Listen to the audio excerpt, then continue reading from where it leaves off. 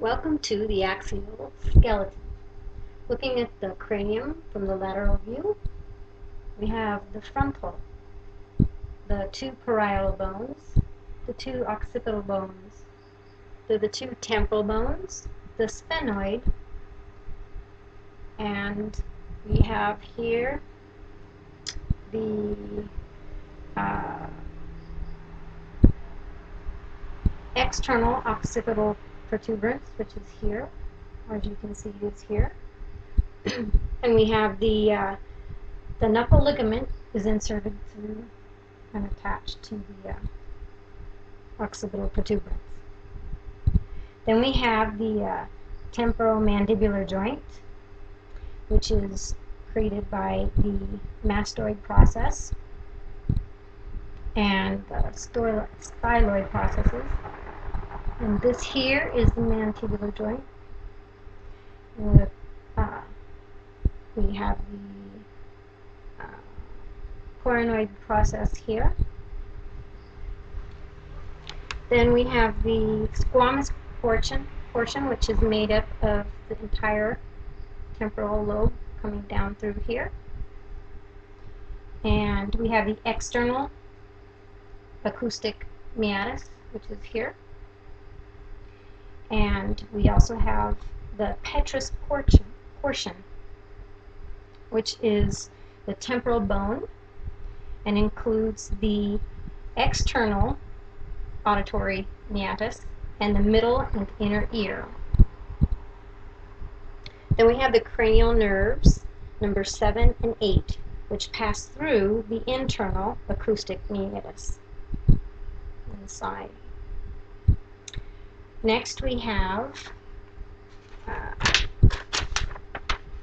the sphenoid, the external view, and the sphenoid also makes up part of the posterior wall of the orbitals. We have the cranial nerves number 3, 4, 5, and 6, which pass through the superior orbital fissure. And that would be in here. Then we also have the internal sphenoid, and the cranial nerve number 2 passes through the optical canals. The pituitary gland is seated in the sella turcica, which is also known as the Turkish saddle, and sits right in here. Then we have the ethmoid, and the ethmoid you can see is in here, and the internal ethmoid contains the cristae galli and also the cribriform plate. The cristae galli is the attachment for the brain meninges, and the cribriform plate is perforated, and the axon bundles called the filia olfactoria pass through the cristae galli, the cribriform plate. Next we have the sutures.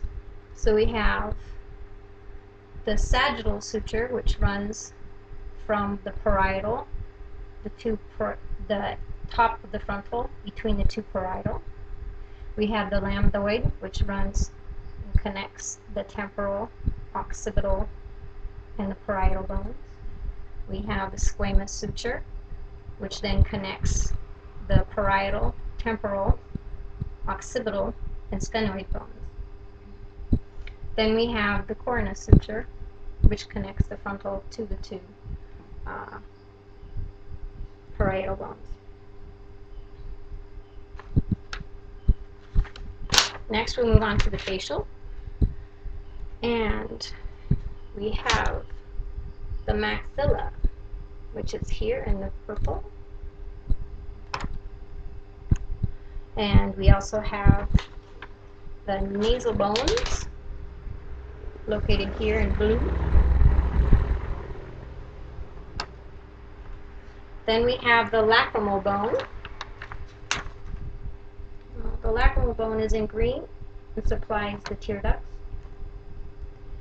And the zygomatic, also known as the cheek, here in the blue. Then we have the mandibular body, down here. And the palatine bone cannot be seen. It is deep and it is posterior to the maxilla.